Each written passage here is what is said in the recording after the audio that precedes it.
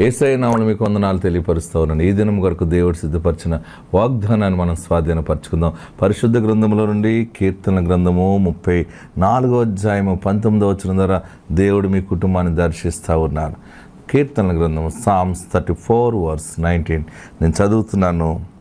నీతిమంతునికి కలుగు ఆపదలు అనేకములు, వాటన్నిటిలో నుండి యెహోవా వానిని విడిపించును. నీతిమంతునికి కలుగు ఆపదలు అనేకములు, వాటన్నిటిలో నుండి యెహోవా వానిని విడిపించును.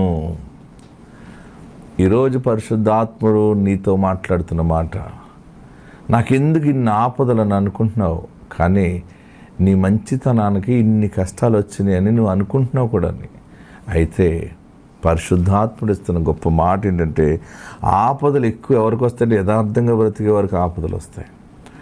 దుర్మార్గంగా బ్రతికేవాడికి ఆపదలు తక్కువగా ఉంటాయి ఈ లోకంలో. ప్రియులరా, నీతిమంతుడు అబద్ధం ఆడడు. నీతిగా ఉన్నప్పుడు చాలా కష్టాలు ఉంటాయి, కానీ చాలా భయంకరంగా నడిపింపు ఉంటుంది. కానీ నీతిమంతుడికి తాత్కాలికంగా ఆపదలు వస్తాయి, కష్టాలు వస్తాయి, కానీ అది బలమైన ఆశీర్వాదానికి దారితీస్తుంది. నీతిని కాపాడుకోవటం అంటే మామూలు విషయం కాదు. మా నాన్నగారు బైబిల్ ట్రైనింగ్కి వెళ్ళినప్పుడు జబ్బు వచ్చి, వ్యాధి వచ్చి, గుండె జబ్బుతో నాన్న దేవుడిని నమ్ముకున్నారు. దేవుని స్వరం విన్నాడు ఆయన. దేవుని వెలుగు నాన్న గుండెను తాకి